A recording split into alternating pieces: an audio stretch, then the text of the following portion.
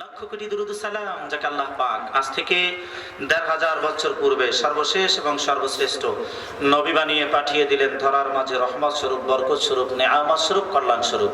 সে নবীজির উপর অবশ্যই আমরা দুরূদ ও সালাম করছি এবং করব। আল্লাহ তাআলা আমাদেরকে আমল করার যোগ্যতা, তৌফিক, হায়াত, ধৈর্য, শক্তি, পর্যাপ্ত ইলম আল্লাহ আমাদের দান করুন। চিৎকার দিয়ে বলেন আমিন।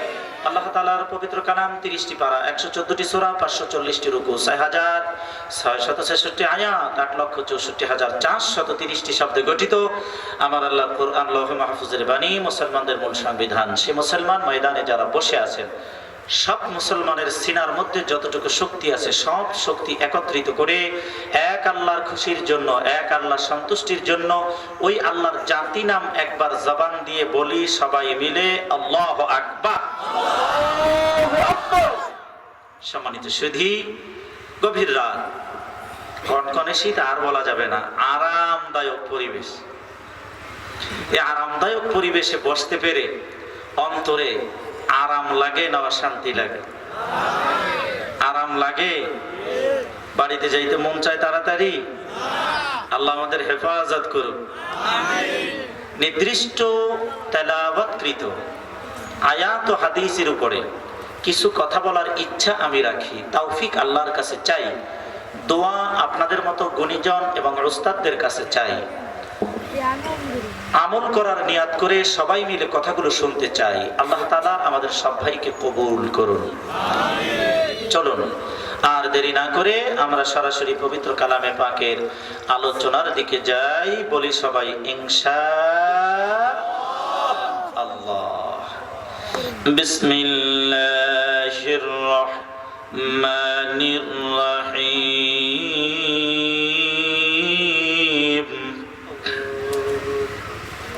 وقضى ربك ألا تعبدوا إلا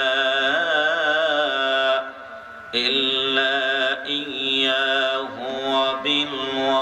وبالوالدين إحسانا. أحسنت. আল্লাহর মেহমান আমার আল্লাহ পবিত্র কোরআনে স্পষ্ট করে জানিয়ে দেয় সূরা বনী ইসরাঈল। মাওলা করিম জানায়া দেন, আর তোমার রবের পক্ষ থেকে এই আদেশ। কার পক্ষ থেকে? তোমার রবের পক্ষ থেকে এই আদেশ, তাকে ছাড়া অন্য কারো ইবাদত করবা না। এরে মুমিনের দল, ময়দানে যারা বসলেন আওয়াজ দিতে হবে, ইবাদত করতে হবে কার? আমার আল্লাহ পবিত্র কোরআনে অপর প্রান্তে আবার সাপোর্ট দিয়ে জানিয়ে দেন, وَاعْبُدُوا اللَّهَ وَلَا تُشْرِكُوا بِهِ شَيْئًا وَبِالْوَالِدَيْنِ إِحْسَانًا.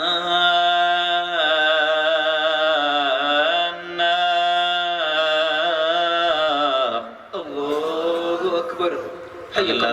بارك الله في هويتك وفي صوتك. আমার আল্লাহ আবার জানায়া দেন, ওয়া'বুদুল্লাহ, ইবাদত করবি আমি আল্লাহ। সুবহানাল্লাহ বলেন। আমার আল্লাহ জানায়া দেন, ইবাদত করবি আমি আল্লাহ, পাশে কোনো বস্তুকে দিয়ে শরীক করবি না, আমার পাশে কাউকে দাঁড় করাবি না। আমি আল্লাহর সামনেও সেজদা দিবি, আবার আমি আল্লাহর কাছ থেকে বের হইয়া অপর কোন ব্যক্তির কাছে সেজদা দিবি। ওরে আমি আল্লাহ খুশি না, আমাকে সারিয়া অন্য কোথাও যদি সেজদা দাও, তোর চাইতে জালেম পৃথিবীর জমিনে আর কেউ নাই, ঠিক কিনা? الشرك لظلم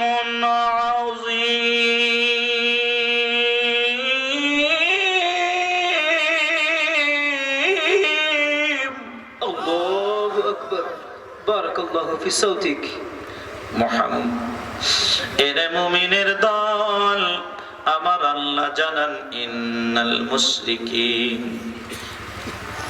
আমার আল্লাহ জানায়া দেন ইন্নাশ শিরকা লাযুলমুন আযীম শিরক হইল মস্ত বড় জুলুম জোরে বলেন ঠিক কি না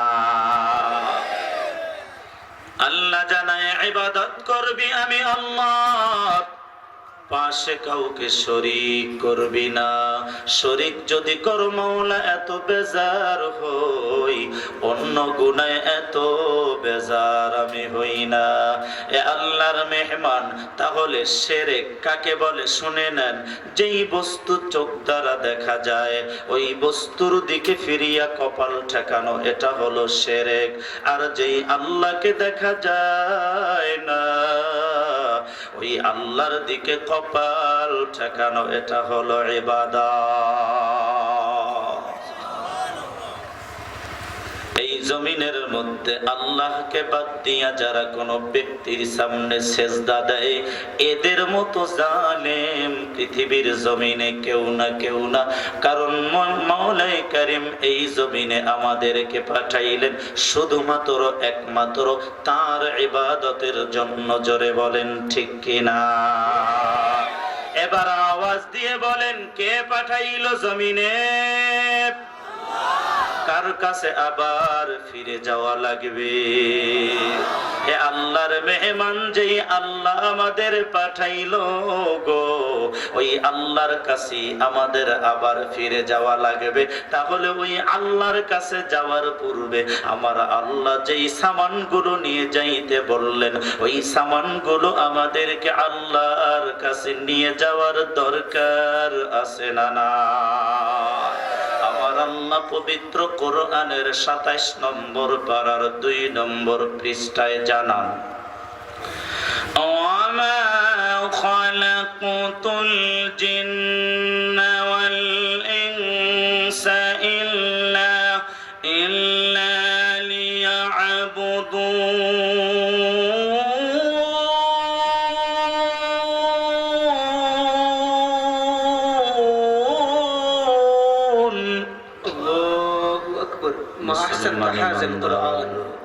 আমার আল্লাহ জানায়া দেয় শুধু বেরি খোলার মুসলমান নারে মুমিনের দল ভালো করে শুনিয়া দাও আমি আল্লাহ জমিনের সমস্ত মানুষকে আমি আল্লাহর ইবাদতের জন্য পাঠাইলাম আমি জিনকে ইবাদতের জন্য পাঠাইলাম মানুষকে ইবাদতের জন্য পাঠাইলাম সিলেটবাসীকে ইবাদতের জন্য পাঠাইলাম সারা বিশ্বের মুসলমানকে ইবাদতের জন্য পাঠাইলাম কিন্তু ওই আল্লাহর জমিনে আসিয়া বড় দুঃখ মাওলার জমিনে আসিয়া মাওলার দেওয়া নিয়ামত খাইয়া রে ওই মাওলার সামনে কপাল আমরা ঠেকাই না জোরে বলেন কথা ঠিক কিনা আল্লাহর মেহমান এই জমিনে আসিয়া আল্লাহর জমিনে থাকিয়া আল্লাহর নিয়ামত খাইয়া আল্লাহর জমিনে ঘুরিয়া আল্লাহর দেওয়া সম্মান ভোগ করিয়া আল্লাহর দেওয়া নিয়ামত ভোগ করিয়া ওই আল্লাহর সামনে যারা সেজদা দিবা না কিয়ামতের ময়দানে আমার আল্লাহ ডাক দিবে রে পবিত্র কোরআনের ২৯ পারার ৫ নম্বর পৃষ্ঠায় আমার আল্লাহ জানায়া দেন يوم يكشف عن ساق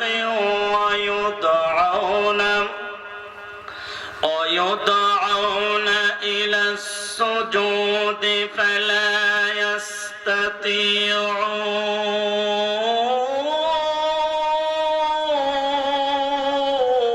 يستطيعون أحسنت يا أيها الشيخ আল্লাহর মেহমান আমার আল্লাহ কিয়ামতের ময়দানে এই গোলামদের ডাক দিবে গোলামের দল এই দুইজন উঠলো কেন গল্প শুনবো কোরআন শুনবো না মনে হয় বয়, গল্প কমতে একটু পরে বয়।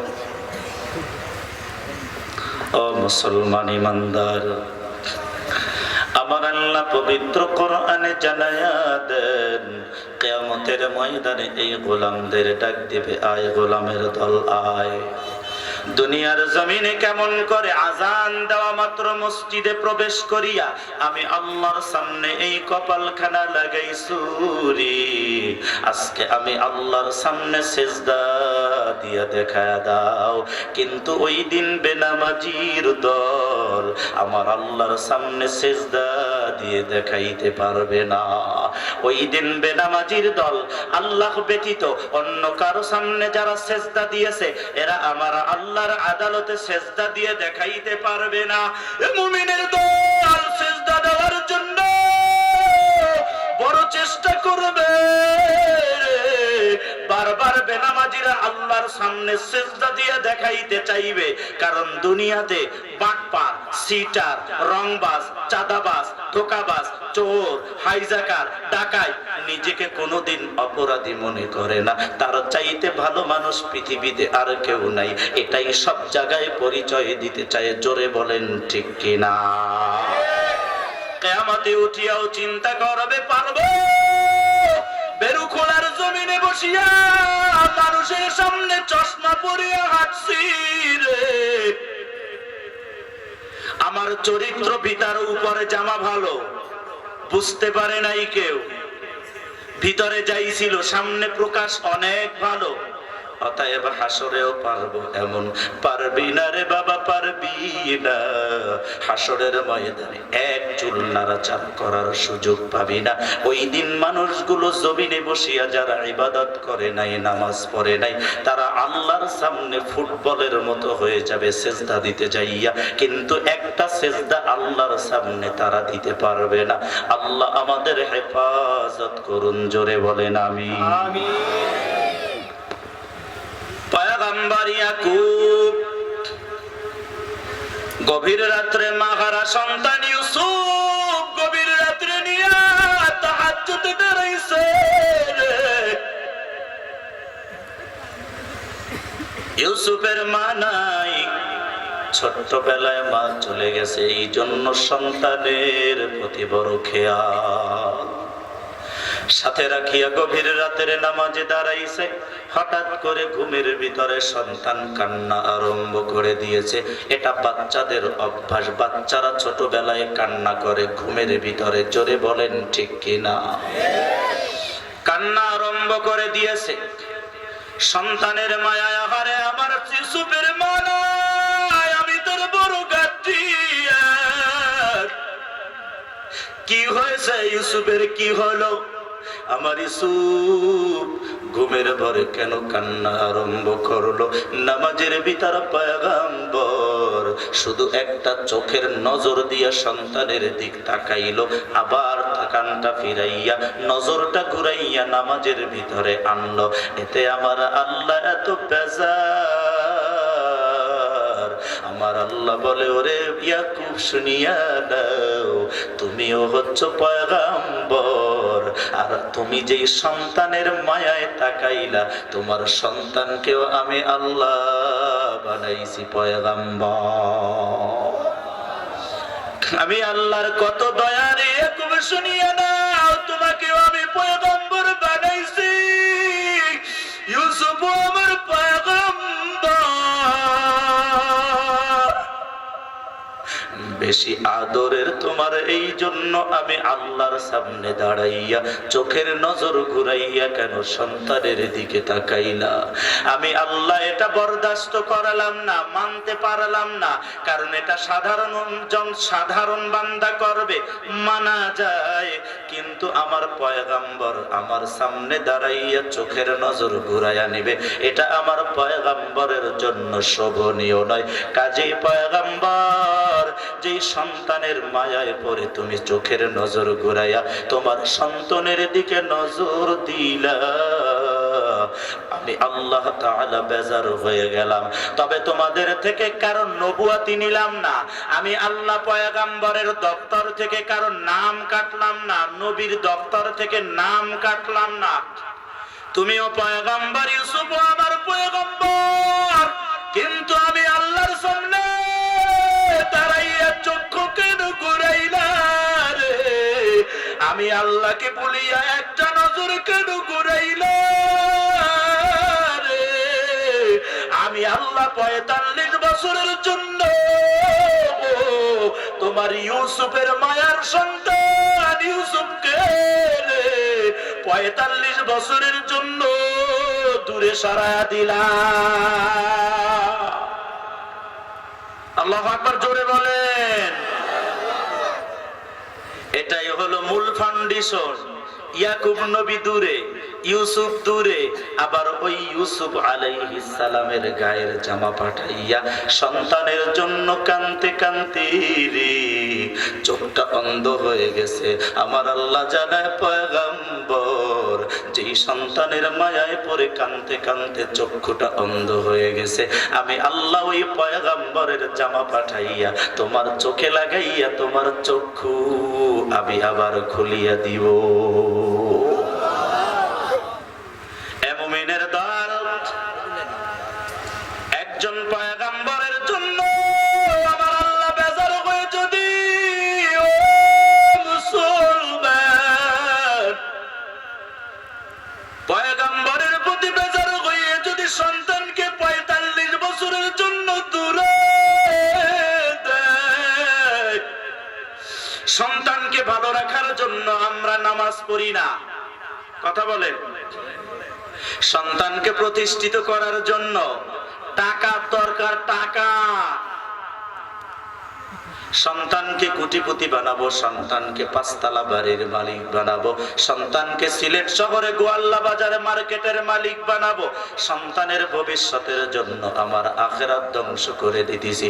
পয়গম্বরের উপর যদি আমার আল্লাহ এমন বিচার করি গো, আজকে ওই সন্তানের জন্য আখিরাতকে যারা সারিয়া দাও, অপেক্ষা করো, এর চাইতে বড় আযাব অপেক্ষা করতেছে।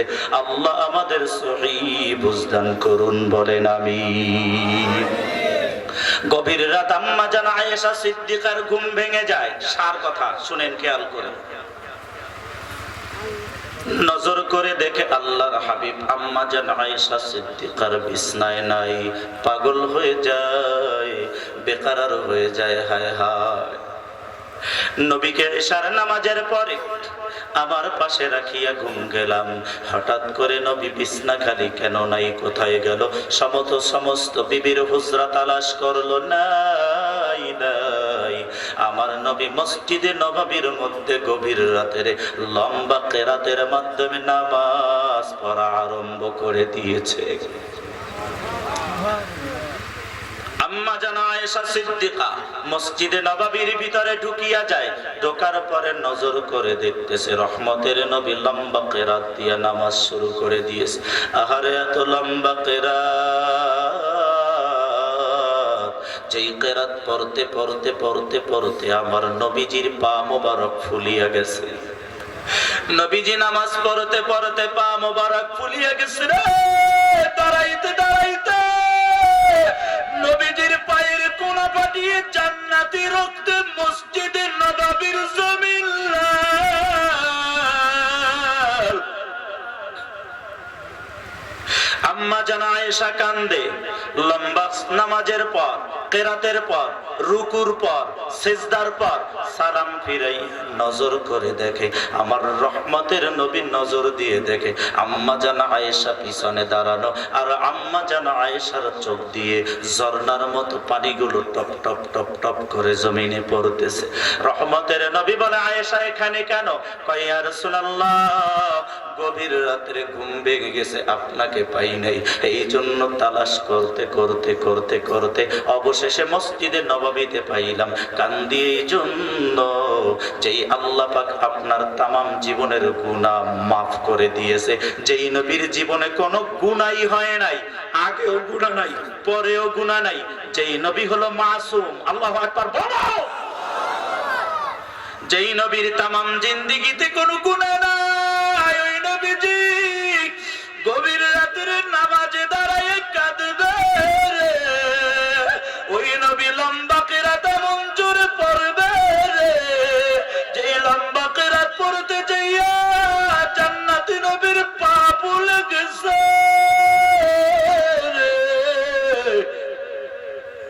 মসজিদে নববীতে রক্তে রঞ্জিত হয়ে গেছে। আম্মা জান আয়েশা সিদ্দিকা বলে, ইয়া রাসূলুল্লাহ, আমি এই জন্য কান্দি, অন্য কারণে না। রহমতের নবী আম্মা জান আয়েশা সিদ্দিকার দিকে নজর দিয়ে বলে, ও আয়েশা, ভালো করে শুনিয়ে নাও, যেই আল্লাহ আমাকে সমস্ত নবীদের নবী বানাইলো, সমস্ত নবীদের উপরের মর্যাদা আল্লাহ আমাকে দান করলো, যেই আল্লাহ পাক সমস্ত নবীদের ইমাম বানাইলো, হাউজে কাউসারের মালিক বানাইলো, জান্নাতে সবার আগে যাওয়ার পারমিশন দিল, বেহেশতে সবার আগে ঢোকার চাবি আমার কাছে দিল। ও আয়েশা, শুনিয়া নাও, এত মায়া, এত মহব্বত, এত ভালোবাসা, এত দয়া যেই আল্লাহ করিয়া আমাকে এত মর্যাদা দিল, ওই আল্লাহর ভয়ে, ওই আল্লাহর মহব্বতে এত নেয়ামত পাইয়া আমি কি ওই আল্লাহর সামনে ঢুকিয়া কপালটা ঠেকাইয়া শুকরিয়া আদায় করব না? আপনার আমার নবী এত নেয়ামত পাওয়ার পর আল্লাহর আদালতে শুকরিয়া আদায়ের জন্য কপালটা জমিনে ঠেকা দেয়। আর আপনি আমি নেয়ামত পাই স্বীকার করি না, হাত পাই নেয়ামত স্বীকার করি না, জবানটা পাই নেয়ামতের শুকরিয়া আদায় করি না, চক্ষুটা পাই নেয়ামতের শুকরিয়া আদায় করি না। মুমিনের দল, আল্লাহটা সব পরনের সুতা তোমার ছিল না। আমার আল্লাহ দুনিয়াতে আসার পর এত ইজ্জত, এত লেখাপড়া, এত বুদ্ধি, এত জ্ঞান, এত সম্মান তোমাকে দান করলু রে। ওই আল্লাহর দেওয়া নেয়ামত পাওয়ার পর ওই আল্লাহর সামনে একটাবার কপালটা ঠেকাইয়া ওই দেওয়া নেয়ামত স্বীকার করার দরকার আছে না? না। গোলাম যখন জমিনে সেজদায় পড়ে যায়, এই নাকটা হলো সম্মানের প্রতীক, কপালটা হলো ভাগ্যের প্রতীক। যখন জমিনে সেজদায় পড়ে যায়, আমার আল্লাহ আসমানের ফেরেশতাদের ডাক দেয়, ওরে ফেরেশতারা নজর দাও, বেরখোলার জমিনের মানুষগুলোকে তোমরা বলেছিলে আমি বানাবো না, আদম সন্তানকে আমি বানাবো না, তোমরা বলেছিলা, তোমাদের বাধা আমি মানি নাই, তোমাদের বাধা না বানিয়া আদম সন্তান বানাইলাম। ওই আদম সন্তানগুলো কেমন করে জমিনের মধ্যে সেজদা দেয়, এই নাকটা হলো তার সম্মানের প্রতীক, এই কপালটা হলো তার ভাগ্যের প্রতীক। জমিনের মধ্যে লাগার কারণে রে আমার আল্লাহ ডাক দিয়া বলে, ও ফেরেশতারা সাক্ষী থাকো, এই নাকটা সম্মানের প্রতীক, জমিনে লাগার কারণে আমি আল্লাহ তার সম্মান বাড়ায়া দিলাম। আর এই কপালটা ভাগ্যের প্রতীক, জমিনে লাগার কারণে আমি আল্লাহ তার ভাগ্য খুলিয়া দিলাম, জমিনের ভাগ্য আখিরাতের মুক্তি দিয়া তার কপালটা খুলে দিলাম। জোরে বলেন আল্লাহু আকবার। এই জমিনের মানুষগুলো সম্মানের পাগল, সম্মান বাড়াইতে চায়, চায় না? এই জমিনের মানুষগুলো সম্মানের পাগল। কেউ চেয়ারম্যানি করার দ্বারা সম্মান বাড়াইতে চায়, কেউ মেম্বারির দ্বারা সম্মান বাড়াইতে চায়, কেউ এলাকার মাতবাড়ি করার দ্বারা সম্মান বাড়াইতে চায়, কেউ এমপি গিরির দ্বারা সমাজের সম্মান বাড়াইতে চায়। আবার এই জমিনে কেউ ব্যবসার দ্বারা Singapore, London, America, Japan, Britain বিভিন্ন রাষ্ট্রে ঘোরার মাধ্যমে তার তকদির, তার কপালটা খুলতে চায়। কিন্তু বান্দা তো একবার জানে না তার কপালের মালিক আল্লাহ, তার সম্মানের মালিক আল্লাহ। আল্লাহ যাকে ইচ্ছা করবে তার কপালটা বাংলাদেশেও খুলতে পারে। জোরে বলেন ঠিক কিনা? আল্লাহ যার সম্মান বাড়াইতে পারে তার বাংলাদেশে বাড়াইতে পারে কি পারে না? এ মুমিনের দল, ভালো করে বুঝিয়া নাও, জমিনে সিজদায় পড়িয়া যাও। রাজনীতির দ্বারা তোমার সম্মান বাড়বে না, চেয়ারম্যান মেম্বারের দ্বারা সম্মান বাড়বে না, এমপি গিরির দ্বারা সম্মান বাড়বে না। সম্মানের মালিক আল্লাহ। জমিনে নাকটা লাগায়া দাও, সম্মান বাড়ায়া দিবে আল্লাহ। কপালটা জমিনে লাগায়া দাও, কপালটা লাগানোর সাথে সাথে ভাগ্য খুলে দিবে কে? আমার আল্লাহ জানায়া দেয়, ওয়াকাদা রাব্বুকা আল্লা তা'বুদু ইল্লা ইয়্যাহু ওয়া বিল ওয়ালিদাইনি ইহসানা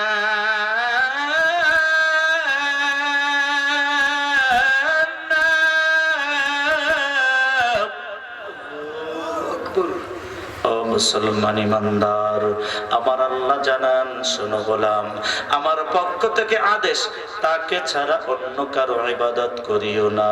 এরপরে কি করবা শুনিয়া দাও, আমার ইবাদতের পরে পরে তোমার আব্বা আম্মার প্রতি ইহসান করবা। আল্লাহর ইবাদতের পরে কার প্রতি ইহসান করা লাগবে? আব্বা আম্মার প্রতি ইহসান করা লাগবে।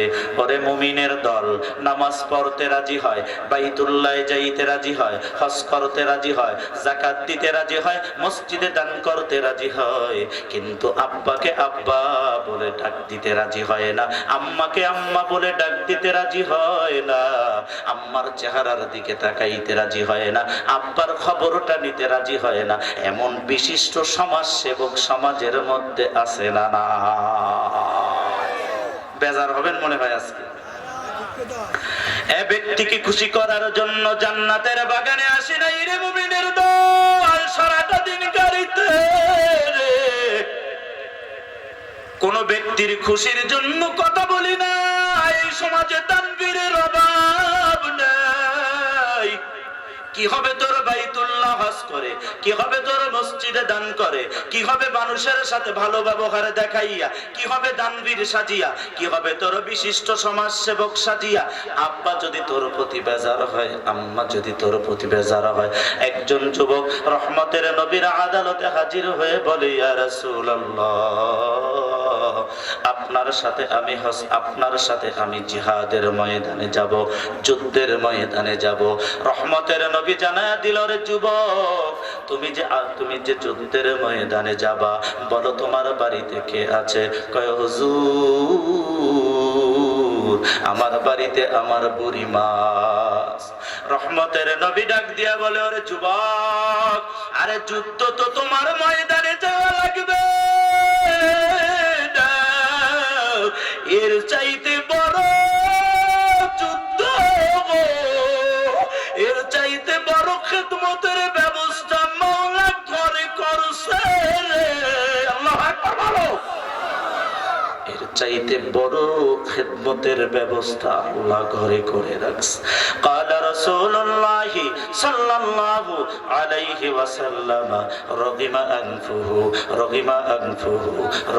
أنفه قيل من يا رسول الله؟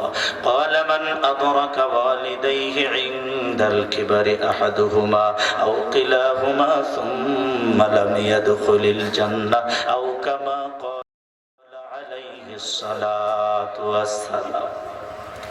রহমতের নবী জানায়া দেন, তার নাক ধুলি মলিন হোক, অর্থাৎ সে ধ্বংস হোক, সে ধ্বংস হোক, সে ধ্বংস হোক।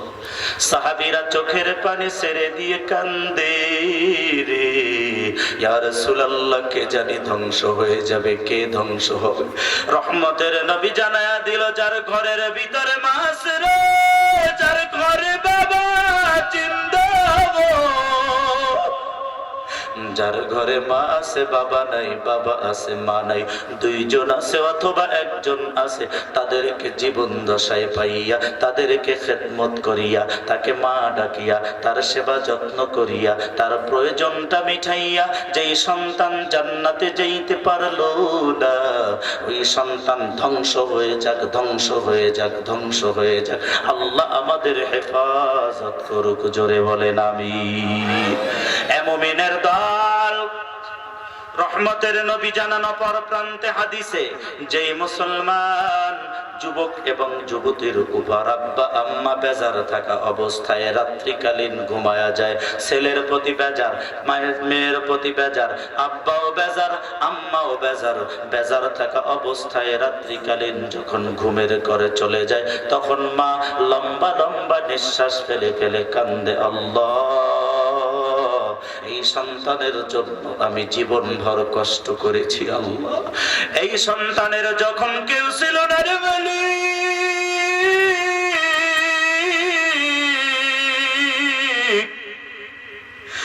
আমি মা তার পাশে ছিলাম, আর কেউ দুনিয়ার ছিল না, আল্লাহ, এই মায়া আমার আল্লাহ, এই সন্তানের কান্নার আওয়াজ শুনে আমি বলে দিতে পারছি আমার সন্তানের এখন কি চাহিদা। আল্লাহ আজকে সেই সন্তান বড় হওয়ার পর আমি মাকে মা পর্যন্ত ডাকে না, আমার ঘরে আসে না, আমার প্রয়োজন মিটায় না, আমার খবর নেয় না, আমার খোঁজ খবর নেয় না, এমন সন্তান এই সিলেটের জমিনে আছে না? না,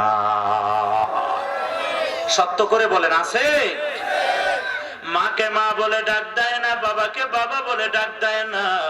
আব্বা আম্মা বেজার থাকা অবস্থায় রাত্রে ঘুমায়া গেল, সকালবেলা উঠিয়া ফজরের নামাজ আব্বা আম্মা পড়লো, আর সকালবেলা যখন পূর্ব দিক থেকে সূর্যটা উঠিয়া গেল তখন মাওলাই কারীম আসমান থেকে ফেরেশতাদের পাঠিয়ে দেয়, বেরুখোলার জমিনে নাজিল হয়ে যা, ফেরেশতারা নাজিল হয়। এই ফেরেশতারা বেরুখোলার জমিনে নাজিল হয়ে যায়। গতকালকে রাত্রে কোন বাবা সন্তানের উপর বেজার থাকা অবস্থায় ঘুমাইছে এবং বেজার থাকা অবস্থায় এই ঘুম থেকে উঠছে, আর ঘুম থেকে উঠার পর বেজার থাকা অবস্থায় পূর্ব দিক থেকে সূর্যটা উঠিয়া গেছে। সূর্যটা ওঠার সঙ্গে সঙ্গে ওই নাফরমান সন্তানের জন্য দুইটা জাহান্নাম ওয়াজিব করিয়া দে। নাউজুবিল্লাহ বলেন। অপর প্রান্তে যেই সন্তানের উপর আব্বা খুশি আম্মা খুশি, আহারে খুশি থাকা অবস্থায় রাত্রিটা যখন কাটা গেছে, গভীর রাত, মার ঘুম ভেঙে গেছে, ডাক দিছে আল্লাহ। আমার সন্তান লন্ডনের জমিনে, আমার সন্তান ফ্রান্সের জমিনে, আমার সন্তান ইটালির জমিনে, আমার সন্তান সৌদির জমিনে, আমার সন্তান কাতার, কুয়েত, দুবাইয়ের জমিনে, মালয়েশিয়ার জমিনে। আল্লাহ আমার সন্তানের পাশে তুমি ছাড়া কেউ নেই রে মালিক। আমার আল্লাহ বলে ওরে বান্দি আমি আছি গো। আল্লাহু আকবার বলো। বান্দি তিন ব্যক্তির দোয়া কবুল হয়, মধ্যে কোনো পর্দা নাই। যখন কোনো মাসলুম আমার কাছে হাত বাড়ায় দোয়া কবুল হয়ে যায়, যখন কোনো মুসাফির হাত বাড়ায় দোয়া কবুল হয়ে যায়, আর যখন কোনো মা আর বাবা হাত বাড়ায়, দোয়া ভালো হোক আর খারাপ হোক, যেই দোয়াই করে দোয়া কার কাছে কবুল হয়? তোমার এত বড় নিয়ামত, যার ঘরের মধ্যে মা জিন্দা রে, যার ঘরের মধ্যে বাবা জিন্দা, ওই ঘরের মধ্যে দুইটা দোয়ার পাহাড় জিন্দা আছে। অন্য বর্ণনায় পাওয়া যায় না অমুক জায়গায় যাও দোয়ার পাহাড় আছে, অমুক জায়গায় যাও দোয়ার পাহাড় আছে। না না, মা তোমার অন্ধ হোক আর ল্যাংড়া হোক আর লুলা হোক, শরীরে গোশত নাই হাড্ডি আছে রে, এমন মা যদি কারো ঘরে থাকে, ওই ঘরে দোয়ার পাহাড় জিন্দা আছে। ওই মার সাথে এমন ব্যবহার করবা না যেই ব্যবহারের দ্বারা তোমার মা উহ বা আহ শব্দটা ব্যবহার করে, এমন শব্দ ব্যবহার করবা না। আমি আমার ভাষায় মাঝে মধ্যে বলি, আব্বা আম্মাকে খুশি করার জন্য সন্তানের লক্ষ টাকা দেওয়া লাগে না, ঠিক কিনা? কোন আব্বা আম্মা চায় না, কোন আব্বা আম্মা চায় না আমার সন্তান আমার নামে জায়গা লিখে দিবে, চায় নাকি? সব আব্বা আম্মা চায় আমার সন্তান ভালো থাকবে, ধনী হবে, কোটিপতি হবে, বাড়ির মালিক হবে। তবে আমার জানতে বড় ইচ্ছা হয় আমার সন্তান কয় টাকা কামাই করে আমি জানলে আব্বা খুশি হয়ে যাই। আমার সন্তান দোকান কিনছে শুনলে আমি মা খুশি হয়ে যাই। আমার সন্তান টাকা কামাই করছে শুনলে আমি মা খুশি। কিন্তু বর্তমান সময়ের আব্বা আম্মাদেরকে আমাদের সময়ের সন্তানগুলো এতটুকু খেদমত জানাইতে চায় না, ঠিক কিনা? আমি আমার ভাষায় বলি, যুবক আব্বাকে খুশি করতে চাও, আব্বার সামনে গিয়ে সুন্দরভাবে সালাম দাও, আব্বার সাথে ভালো ব্যবহার করো। আব্বা বৃদ্ধ মানুষ, জায়গার দরকার নাই, শরীরের শান্তির দরকার। আব্বা কি করলে শান্তিতে থাকবে, আব্বা কোন পোশাকটা গায়ে দিলে আরাম পাবে, আব্বার কি রোগ, ওই রোগের জন্য কি ওষুধ কিনে দিলে আব্বা আরাম পাবে, শান্তিতে থাকবে। এতটুকু খেদমত যদি করা যায়, আব্বা আম্মার কলিজা ঠান্ডারি দোয়া করবে, আল্লাহর কাছে দোয়া কবুল হয়ে যাবে।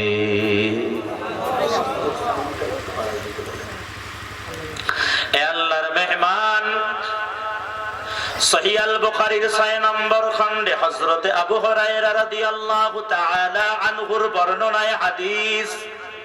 আর বেশি সময় নিব না, কষ্ট হচ্ছে আপনাদের। সহিহ আল বুখারীর বর্ণনায় স্পষ্ট করে শুনে নেন, হযরত আবু হুরায়রা রাদিয়াল্লাহু তাআলা আনহুর বর্ণনায় হাদিস। বনি ইসরাইলি শহরে একটা যুবক নবী সাহাবীদের বলতেছেন, সাহাবীরা শোনো, মায়ের দোয়া আল্লাহর কাছে কবুল হয়ে যায়, মধ্যে কোনো পর্দা নাই। বনি ইসরাইলি একটা শহরে যুবক ছিল, যুবক আল্লাহর গোলামি করতো, এত ইবাদত করতো যে ইবাদতে আল্লাহ খুশি ছিল, মাও খুশি ছিল। সুবহানাল্লাহ বলেন না? মা খুশি রে, যুবকের দল গো, বেরুখোলার যুবকদের উদ্যোগে আজকে জান্নাতের মহা সম্মেলন শুনিয়ে দাও। যুবকের ইবাদতে খুশি মা, আল্লাহও খুশি। একদিন মাকে ডাক দিয়া বলে, মা, এই বনি ইসরাইলি শহরটা বেশি ভালো না, এই শহরের মানুষগুলো শুধু গুনাহ করে, গান বাজনা করে, জিনা ব্যভিচার করে, অশ্লীলতা পাপাচার। ও মা, আপনার খেদমতে দরখাস্ত মা, আপনি যদি আমাকে অনুমতি দেন, আপনার অনুমতি পাইলে আমি চলে যাব, একটু গোপনে নির্জনে গিয়ে একটা ছোট্ট গর্বা দিয়া এক আল্লাহর ইবাদত করব। জোরে বলেন আল্লাহু আকবার।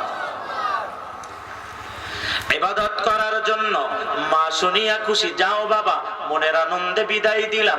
মার কাছ থেকে অনুমতি পাইয়া সন্তান দৌড়ে ইবাদত খানা বানাইয়া ইবাদত করতেছে। হঠাৎ করে মা সন্তানের সাথে কথা বলা জরুরি হয়ে যায়, টুকটুক করে লাঠিতে বড় দিয়া হাঁটতে হাঁটতে সন্তানের ইবাদত খানার পাশে যাইয়া ডাক দেয়, ওরে বাবা জুরাইস, আমি মা তোকে ডাকি, আমার জরুরি কথা, একটু খবর শোন বাবা। মায়ের এই আবেগপূর্ণ কথা সন্তানের কানে গেলে আল্লাহর কুদরত, তখন সন্তান নামাজের মধ্যে দাঁড়ানো ছিল। তিনি চিন্তা করলেন, হায় হায়, ডাকে আমার মায়, কিন্তু ইবাদত করি আমি আমার আল্লাহর, কাজে আল্লাহর ইবাদত ছাড়িয়া মার ডাকে সাড়া দেওয়া যাবে না। এটা ছিল তৎকালীন তার ধারণা।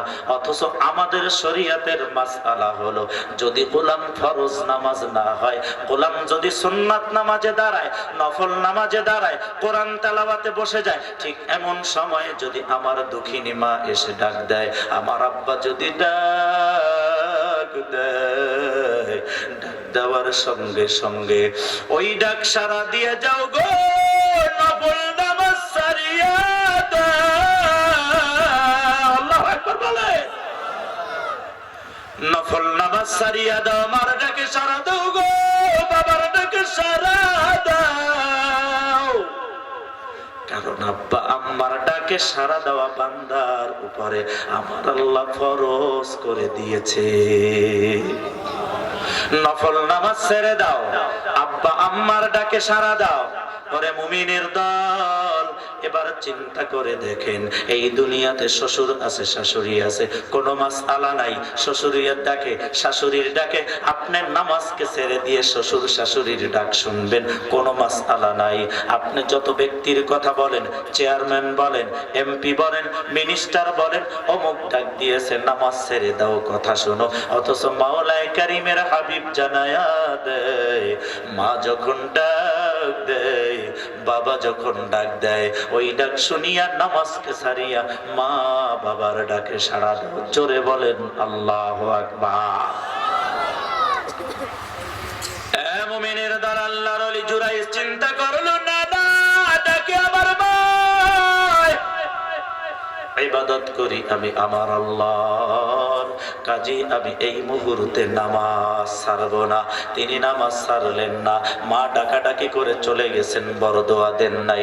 চলে গেছেন কয়েকদিন পর হঠাৎ করে আবার সন্তানের সাথে কথা বলা দরকার, চলে আসছেন লাঠিতে বড় দিয়া। একই নিয়মে ইবাদত খানার সামনে দাঁড়াইয়া ডাক দিলেন, ও বাবা জুরাইস, দরজা খুলিয়া দে, আমি তোর সাথে জরুরি কথা বলবো বাবা। আমি মা অনেক কষ্ট করে তোর কাছে আসছি। বারবার বলার কারণে ওই দিনও আল্লাহর কুদরত, আল্লাহর ওলি হযরতে জুরাইস ইবাদত করতেছে, নামাজ ছাড়ে না। কয়টাকে আমার ভাই ইবাদত করি, আল্লাহর নামাজ ছাড়া যাবে না। মা দীর্ঘক্ষণ ডাকিয়া চলে যায়, কিন্তু একবারও বরদোয়া দেয় না। তৃতীয়বার যখন আবার সন্তানের কাছ থেকে মা দূরে চলে গেছেন, হঠাৎ করে দীর্ঘদিন পর সন্তানের সাথে যোগাযোগের জরুরি দরকার, আবার সন্তানের কাছে চলে আসছে। সন্তানের ইবাদত খানার সামনে দাঁড়াইয়া ডাক দিল, বাবা জুরাইস, এ বাবা জুরাইস, আমি মা ডাকি, দরজা খুলিয়া দে, তোর সাথে আমার জরুরি কথা। এ বাবা দরজা খুলিয়া দে। বারবার ডাকে ডাকার পরেও ওই দিনও আল্লাহর কুদরত, সন্তান নামাজের মধ্যে দাঁড়ানো, দরজা খুলে নাই। ওই সময় মা বেজার হইয়া যায়, দুইটা হাত আল্লাহর কাছে উঠাইয়া বলে, আল্লাহ, আমি বুড়িমা 3 দিন আসলাম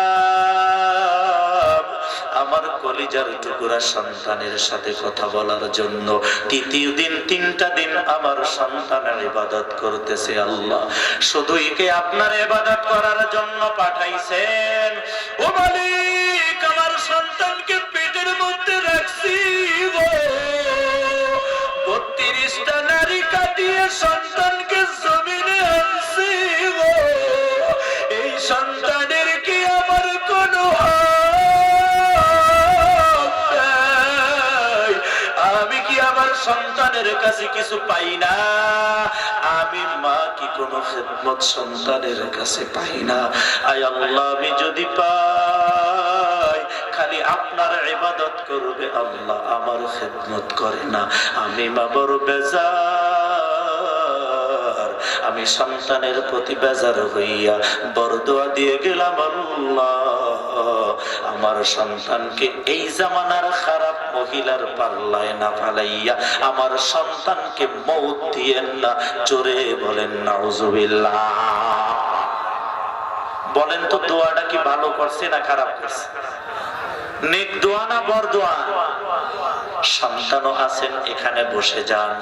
বৃদ্ধ বাবারা যারা আছেন বসে যান।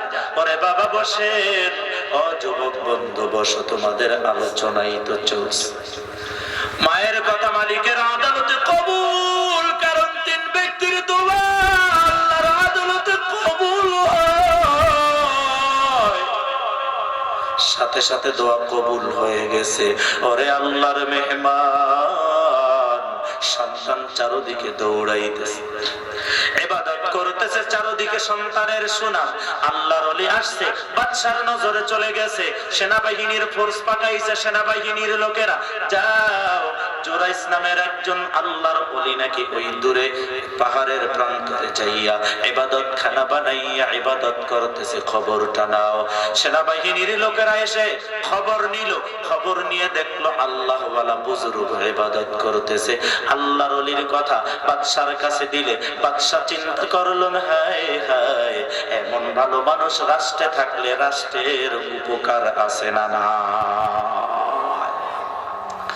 বাংলার জমিনের নাস্তিকেরা, মুরতাদেরা, বেনামাজির দলেরা, কাফেরের দলেরা, মুশরিকের দলেরা, বেঈমানের গোষ্ঠীরা, প্রত্যেক গোষ্ঠীরা আরামের তো অভাব নাই। আরাম পাইয়া কে আরাম দিল ভুলিয়ে গেছে? একমাত্র আল্লাহওয়ালা, টুপিওয়ালা, দাড়িওয়ালার কারণে বাংলায় শান্তি আজও আছে, ঠিক কিনা? কথা বলেন, ঠিক কিনা? কার উসিলায় সিন্নি খাইলি? মিস্টার মোল্লারে তো চিনলি না। ও মুসলমান ইমানদার, কার দোয়ায় বেঁচে রইলি খবর রাখলি না?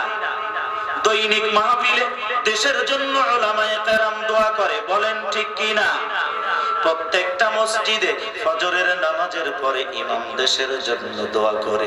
কার দোয়ায় দেশে রইল রে, কার দেশে, কার দোয়ার কারণে দেশে রহমত আসলো, খবর তো নিলি না, পাইলি আর খাইলি ওই আল্লাহকে স্বীকার করলি না। আল্লাহর ওলি জুরাইজ যখন জুরাইজের প্রশংসা বাদশার নজরে, বাদশা চিন্তা করলো এমন ব্যক্তি আমার রাষ্ট্রে থাকার দরকার, ইবাদত করবে, দোয়া করবে, এলাকায় শান্তি হবে। তখন তিনি চিন্তা করলেন, যাও আল্লাহর ওলির ইবাদতখানা মজবুত করে বানাও, আমি রাষ্ট্রীয়ভাবে যেই মর্যাদার খাবার খাবো, এই সম্মানের খাবার আল্লাহর ওলির কাছেও পাঠায় দিবা। আল্লাহর ওলি খাবার খাইতেছে, ইবাদত করতেছে, পাশাপাশি ওই আল্লাহর ওলির প্রশংসা সারা দেশে যাইতেছে। কয়েকজন যুবক মিলিয়া এক জায়গায় বসিয়া তারা প্রশংসা করতেছে, হায় হায় আমরা বাদশাকে খুশি করার জন্য কত ধরনের মিথ্যা নাটক সাজাই, কত মিথ্যা বলি, কত মদ খাই, গাঁজা খাই বাদশাকে খুশি করার জন্য। কিন্তু বাদশা সর্বশেষ গিয়া আমরা যেই জুরাইজকে তুচ্ছ মনে করলাম, ওই জুরাইজ এখন বাদশার নজরে পড়ে গেল। জোরে বলেন আল্লাহু আকবার। আমরা কত ধরনের মানববন্ধন করি, বারবার বিভিন্ন ধরনের, যত বাংলাদেশে কত কি আছে, শুধু সরকারের নজরদারি আমার দিকে পরে কপালটা গুলে যাবে, কিন্তু ঘুরে ফিরে আল্লাহওয়ালার দিকেই তো নজর, কারণ সেও জানে আল্লাহওয়ালা ছাড়া বাংলাদেশ চালানো সম্ভব। ও মুসলমান ইমানদার, শেষ করে দিব মোনাজাত। আল্লাহর ওলির প্রশংসা চলে গেল সারা দেশে, যুবকরা এক জায়গায় বসিয়া প্রশংসা করতেছে, পাশ থেকে একজন মহিলা হাঁটিয়া যায়।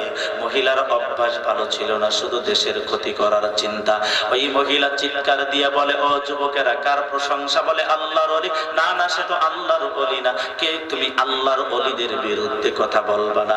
আল্লাহর ওলিদের বিরুদ্ধে কথা বলিয়া এই জমিনে কেউ টিকতে পারে নাই, কেউ টিকতেও পারবে না।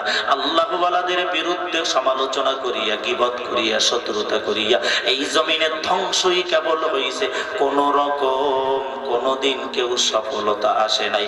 কারণ আল্লাহ ওয়ালারা চলে আল্লাহর সাহায্য নিয়া। এ মুমিনের দল, জুরাইজের ব্যাপারে মহিলা যুবকের যুবকদের খেদমতে বলে, যুবকের দল তোমরা সবাই মিলে শোনো, জুরাইজের যে প্রশংসা তোমরা করতেছো, একটু সময় দাও, আমি বুঝাইয়া দিব তোমরা যার প্রশংসা করতেছো ওই জুরাইজ কত নম্বরের ওলি, আমি বুঝাইয়া দিব, সময় দাও। কয় পাগলামি সব জায়গায় চলে না, আল্লাহর ওলিদের বিরুদ্ধে পাগলামি করা যায় না। ওই মহিলা চলে গেলেন আল্লাহর ওলির ইবাদতখানার সামনে যাইয়া রং বেরঙের গান কয়, আর আল্লাহর ওলিকে জিনার কাছে আসার জন্য আহ্বান দেয়। কোন ক্রমে আল্লাহর ওলি জিনার কাছে তো দূরের কথা, ওই গান কানের মধ্যেও নেয় না, শোনে না, সে স্পষ্ট ইবাদত করতেছে, ইবাদত। কিছুদিন যাওয়ার পর যখন দেখে না না আল্লাহর ওলিকে কোনো অবস্থায় ঘায়েল করা যায় না, তখন চেষ্টা করলো, চিন্তা করলো অন্য কি করা যায়। পাশের এক রাখালের সাথে জেনা করলো। খেয়াল করে শুনেন, পাশের রাখালের সাথে জেনা করিয়া পেটে বাচ্চা আনিয়া, বাচ্চা ভূমিষ্ঠ হওয়ার পর লোকেরা জিজ্ঞেস করে, বাচ্চা কার? কয় যে আল্লাহর ওলির প্রশংসা করেছো তুমি, শুনিয়া নাও, ওই আল্লাহর ওলির বাচ্চা হলো এই বাচ্চা। একবার চিৎকার দিয়ে বলেন নাউজুবিল্লাহ।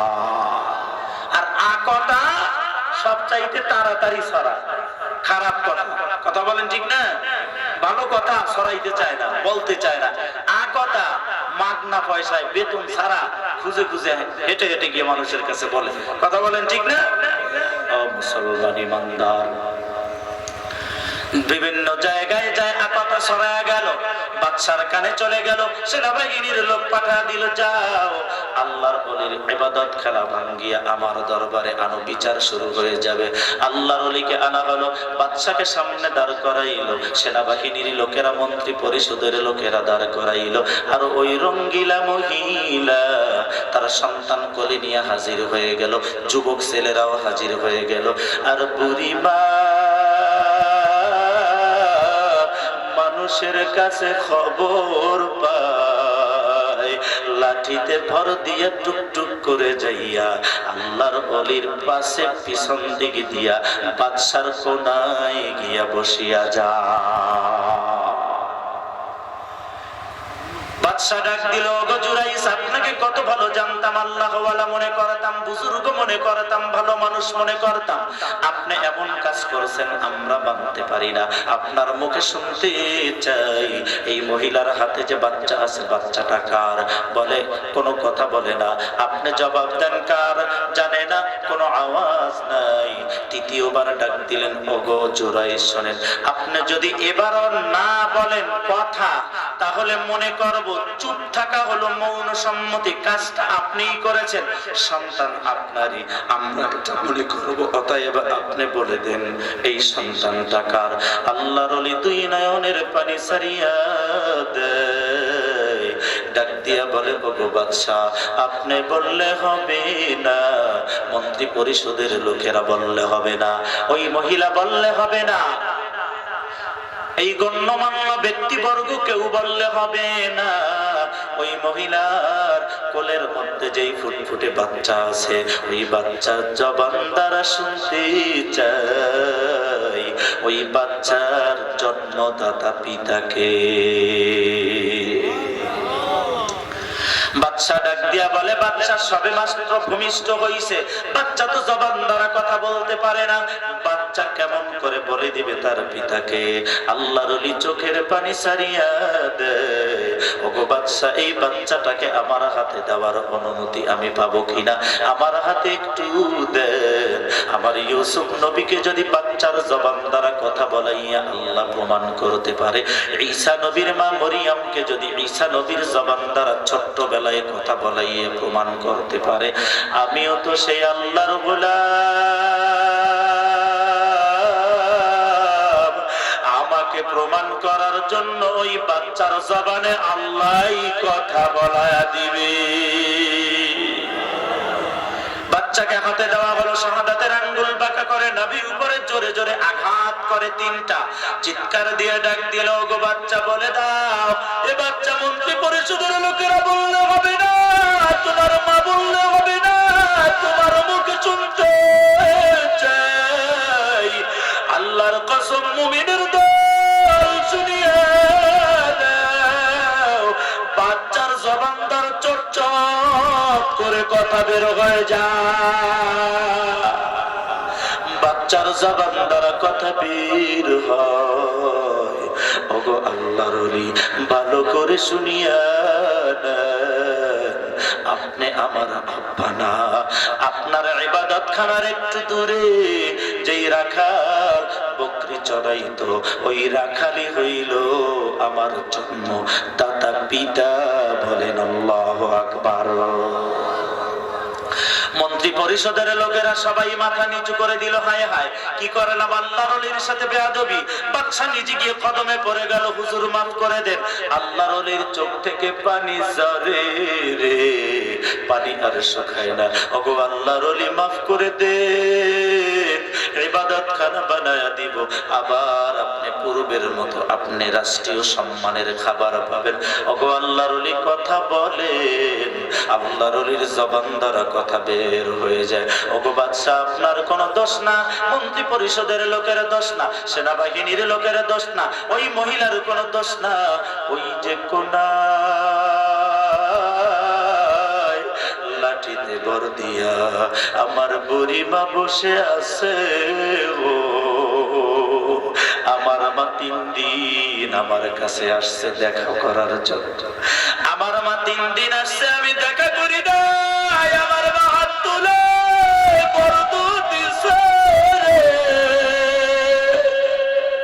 যদিও আমি এই গুনাহ না করি, আল্লাহ গুনাহ না করিয়াও এই গুনাহ মায়ের দোয়া আল্লাহ কবুল করিয়া ওই গুনার অপবাদ আমার কান্দে আল্লাহ চাপায়া দিছে।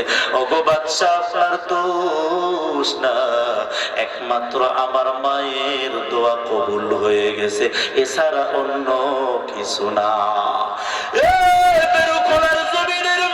মুসলমানের দল, ভালো করে শুনিয়া মার কদমে পড়ে যাও, মা কত বড় নিয়ামত বুঝবে না। মা যখন আল্লাহর আদালতে দোয়া করবে, আল্লাহ আমার সন্তানকে হেফাজত করেন আল্লাহ, আমার আল্লাহ বলে মা যখন এইভাবে দোয়া করে, মার নেক দোয়াগুলো সঙ্গে সঙ্গে আল্লাহর কাছে পৌঁছে যায়। ওই দোয়া ফেরত যায় না, ফেরত যায় না, কারণ মার জবানের কথা আল্লাহর কবুলিয়াতের দরজায় পৌঁছে যায়। এর মধ্যে কোনো পর্দাই থাকে না। একবার বলেন আল্লাহু আকবার। ক্বালা রাসূলুল্লাহ সাল্লাল্লাহু আলাইহি ওয়াসাল্লাম, হুমা নারুকা ওয়া জান্নাতুকা। রহমতের নবী জানায়া দেয়, মা তোমার জান্নাত, মা তোমার জাহান্নাম।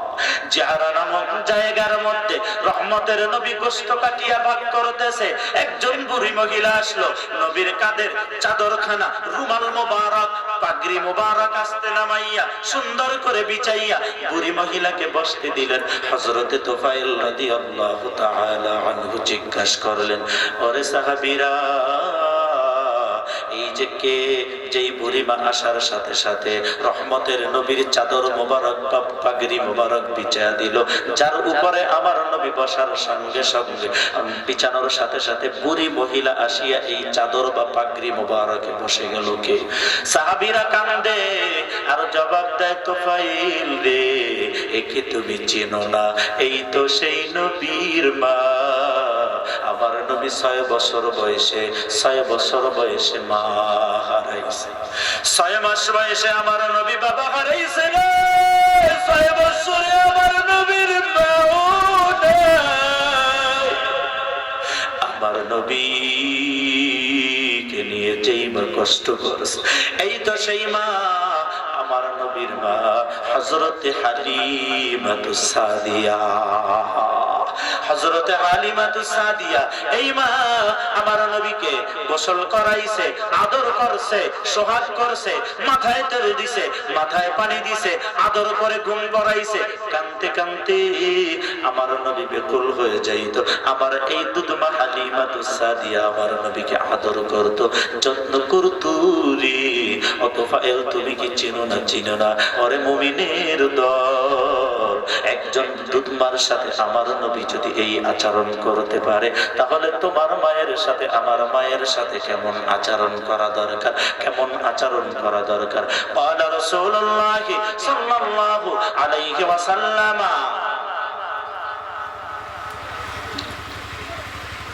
কথা বলবেন না, কষ্ট বেশি হচ্ছে, কষ্ট বেশি হচ্ছে। আসেন আমরা অল্প সময়ের মধ্যে মোনাজাত দিব। রহমতের নবীর আদালতে একজন যুবক গিয়া হাজির হয়ে বলে, হুজুর আমি কার খেদমত করব, আমার কাছে সবচাইতে বেশি হকদার কে? হুজুর বললেন, ক্বালা উম্মুকা। এরপরে কে? ক্বালা উম্মুকা। ক্বালা সুম্মা মান। তারপরে কে? ক্বালা উম্মুকা, তোমার মা। 3 বার মায়ের কথা বলার পর নবী ডাক দিলেন, এরপরে হুজুর? সাহাবী বললেন, হুজুর তারপরে কে? রহমতের নবী জবাবে বললেন, ক্বালা আবুকা, তোমার বাবা। এরপরে কে? এরপরে তোমার পাড়া প্রতিবেশীরা। মার খেদমতের কথা 3 বার বলার কারণ বাবার বেজার হওয়ার কিছুই নাই। এক কথার সার হলো, মা সন্তানকে নিয়ে যত কষ্ট করছে, এত কষ্ট পৃথিবীর কেউ করতে পারে নাই, ঠিক কিনা? ওরে যুবকের দল, ওই মায়ের খেদমত করো, ওই বাবার খেদমত করো, ওই মায়ের কাছে চলিয়া যাও। ওই মা যদি মনের আনন্দে তোমাকে মাফ করে দেয়, মাওলার জান্নাতে যাইতে পারবা। আর ওই আল্লাহ যদি বেজার, ওই মা বাবা যদি বেজার হয়, কপালে লেখা নাও জাহান্নাম ছাড়া উপায় নাই। মা চলে গেছে জমিন ছেড়ে, বাবা চলে গেছে জমিন ছেড়ে, আব্বা আম্মা নাই, এমন মানুষ যারা ময়দানে বসছেন, রহমতের নবী হাদিসে স্পষ্ট করেছেন, তার জন্য 5টা খেদমত আমার আল্লাহ জমিনে রেখে গেছে। জোরে বলেন সুবহানাল্লাহ। কয়টা খেদমত? এই 5টা খেদমত বলবো আর শেষ। রহমতের নবীর কাছে যুবক ডাক দেয়া বলল, হুজুর আমার তো মা আমার তো বাবা নাই, মা যার জমিনে নাই, বাবা যার জমিনে নাই, কত নেয়ামতের জিনিস নাই। এই জমিনে থেকে তুমি যেটা থেকে ঘুরে যাও, একটা বার ঘরে যাইয়া ডাক দিতে পারো না, একটা বার চেহারার দিকে চাইতেও পারো না। রহমতের নবীর কাছে একই কথা যুবক বললেন, হুজুর আব্বা আম্মাকে খেদমত করলে এত সওয়াব যদি হয়, আমার তো মা নাই, আমার তো বাবা জমিনে নাই, তাহলে আমি কেমন করে খেদমত করব? রহমতের নবী বলে, 5টা খেদমত আল্লাহ দুনিয়াতে রেখে গেছে, যদি এই 5টা আমল তুমি করতে পারো, তুমি জিন্দা আব্বা আম্মার খেদমতের সওয়াব পাওয়া যাইবা। বেশি বেশি করে আব্বার জন্য দোয়া করো, আব্বার জন্য দোয়া করো, কোরআন খতমের মাধ্যমে দোয়া করো। মাঝে মধ্যে আব্বার কবরের পাশে যাও, মাঝে মধ্যে আম্মার কবরের পাশে যাও, 2 চোখের পানি সারিয়া দাও। আজকে থেকে 25-26 বছর পূর্বে আমার মা হারাইছি। ওরে মুমিনের দল, সারা বাংলাদেশের বিভিন্ন প্রান্তে যাই, কত মানুষ দেখি, কত মানুষের কাছ থেকে বিদায় নিয়ে বাড়ি দিয়ে রওনা হই।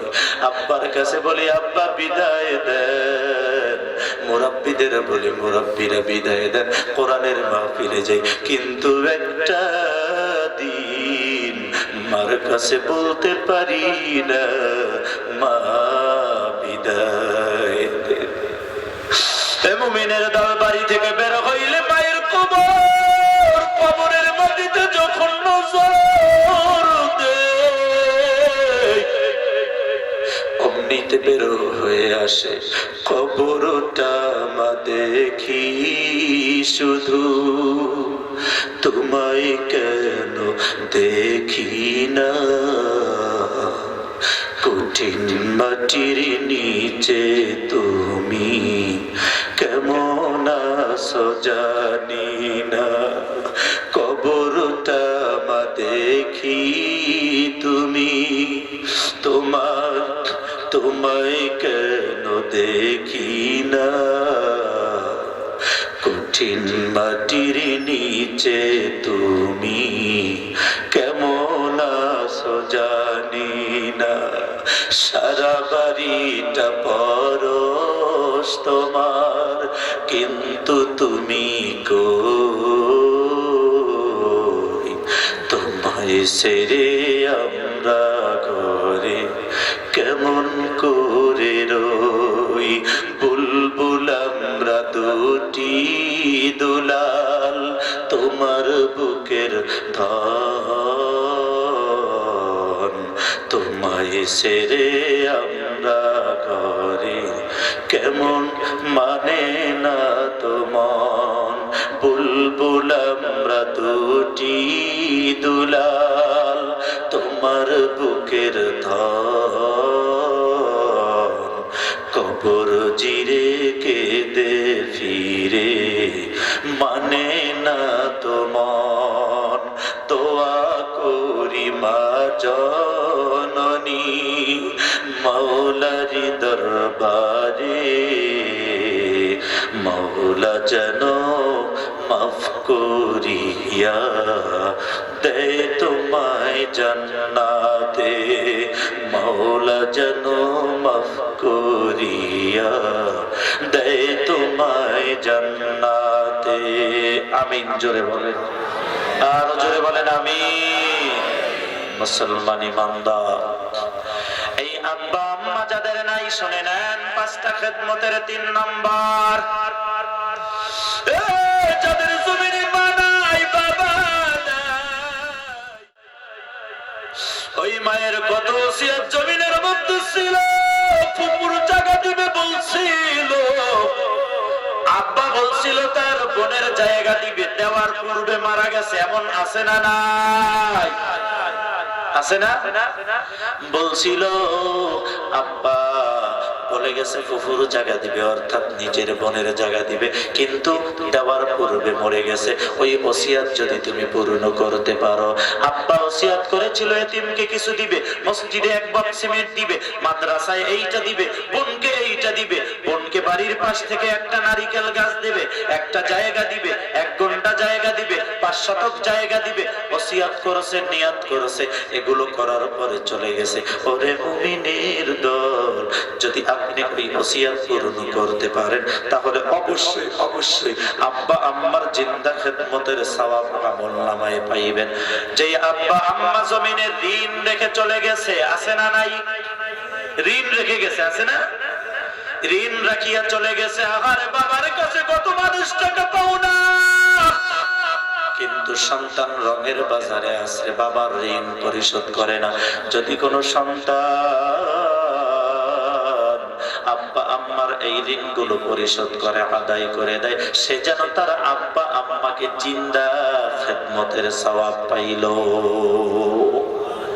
আর ওই আব্বা আম্মা জমিনে যার জিন্দা নাই, ওই আব্বা আম্মার বয়সী মুরাব্বি যারা জমিনে জিন্দা আছে, মায়ের বয়সী ফুফু আছে, খালা আছে, চাচি আছে, মায়ের বান্ধবীরা আছে, মনে মার মতো মনে করিয়া যদি সম্মান দিতে পারো গো, ঈদের দিন মাকে একটা কাপড় কিনে দিতা। ও মুমিনের দল, খালার বাড়িতে ঈদের দিন হাজির হও, চাচির বাড়িতে ঈদের দিনে হাজির হও। ও মুমিনের দল, তোমার আব্বার বোন, তোমার ফুফের বাড়িতে হাজির হও, একটা নতুন কাপড় নিয়ে দাও। বলে ফুফু আমার তো মা নাই গো, এই কাপড়টা পরে আমার সামনে হাঁটো। রহমতের নবী বলে সে জানো তোর জিন্দা মায়ের কাপড়ে পরাইল। আব্বার বয়সী মুরাব্বি জমিনের মধ্যে আছে, ও বাবা আব্বার বন্ধুরা আছে বন্ধু জগতে। আব্বা ব্যবসা করতো, কত ব্যবসায়ী ছিল আব্বার বন্ধু। আব্বা চাকরি করতো, আব্বার কত বন্ধু ছিল যারা চাকরি করে। বাবার বয়সী যত মুরাব্বি মামা আছে, খালু আছে, চাচা আছে, এদেরকে বাবার মতো সম্মান যদি দাও, আব্বা আম্মা জিন্দা অবস্থায় খেদমত করলে যে সওয়াব পাইতা, বাবার বয়সী মুরাব্বিদের ওই সম্মান দিলে তুমি একই সওয়াব পাইবা। সুবহানাল্লাহ, একটু জোরে বলে, কষ্ট বেশি হয়ে গেছে না? সুবহানাল্লাহ, এই জন্যই তো আসতে বলতেছে।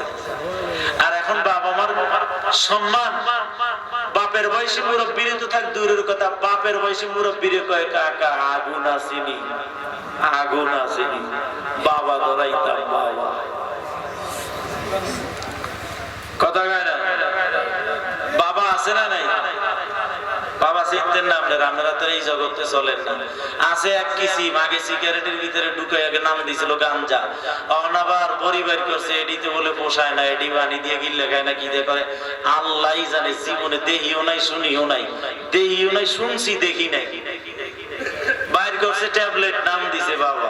নাউজুবিল্লাহ, জোরে কর না। এটি শুদ্ধ খেয়ে বলাইতেছে, এখন বাবারে সম্মান দিব কতক্ষণে। যাই হোক, আমরা চলেন একটু মোনাজাতের দিকে যাব, তার পূর্বে একটু জিকির করি, লা ইলাহা ইল্লাল্লাহ।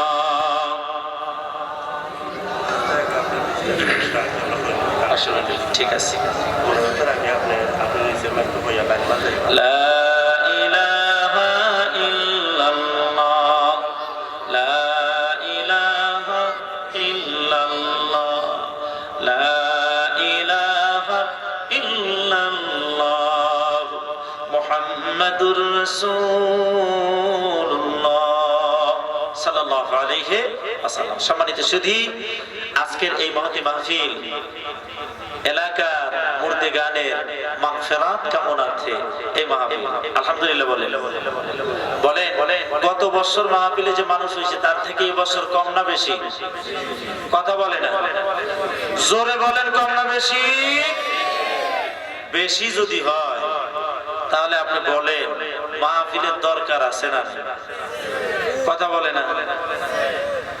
আপনার জীবনে ঈদ কয়টা?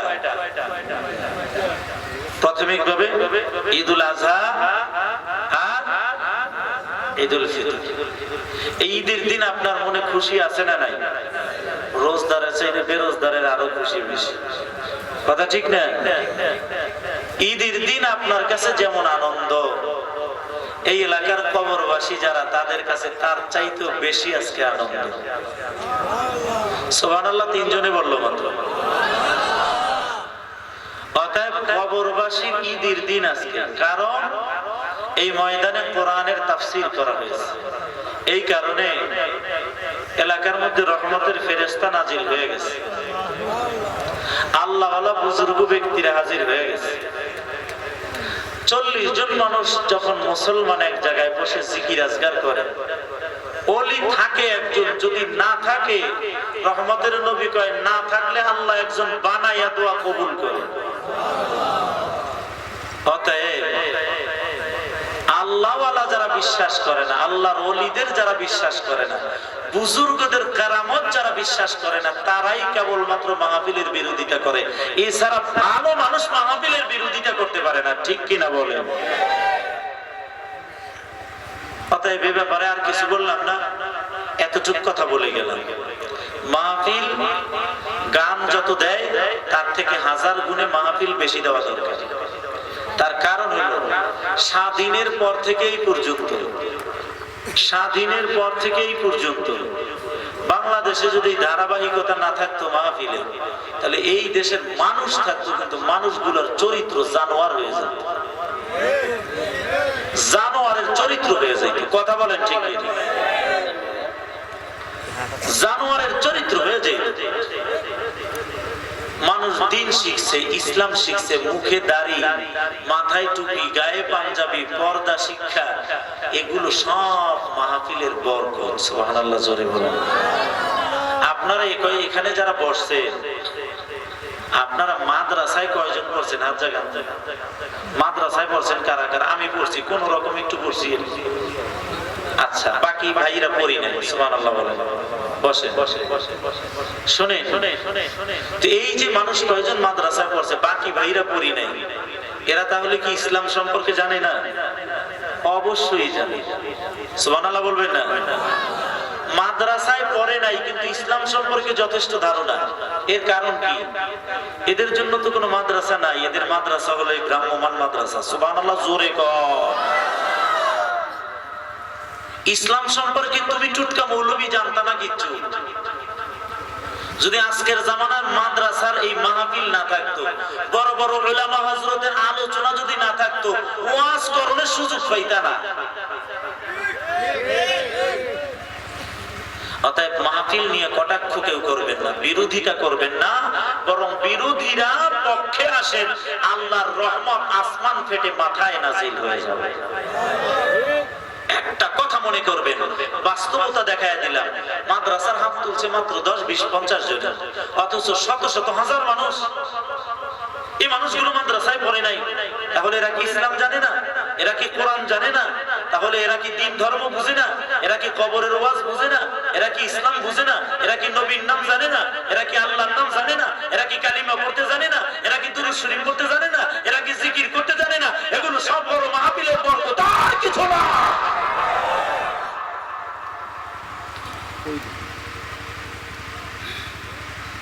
মাহফিল আছে বিদায় মানুষের ভিতরে এখনো মানুষত্ব আছে।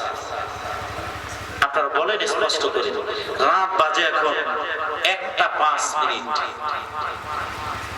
1.5 ঘন্টার উপরে আমার বক্তৃতা হয়ে গেল। এতক্ষণ সময় যত ভালো কাহিনী হোক, যদি কাহিনীটা কোরআন হাদিসের না হইতো, আপনারা শুনতেন? কেউ শুনতেন? যত বড় ভালো কিস্তাই হোক, আনসার হিসেবে যত করুণ কাহিনী জীবনে থাকে, অত কাহিনী যদি বলতাম, দূর মিয়া, আপনার কাহিনী শোনার লাগে আমি আইছি না মিয়া, জায়গা মিয়া, আপনার কথা শুনতে আইছি না মিয়া, ঠিক না? কথা বলেন না?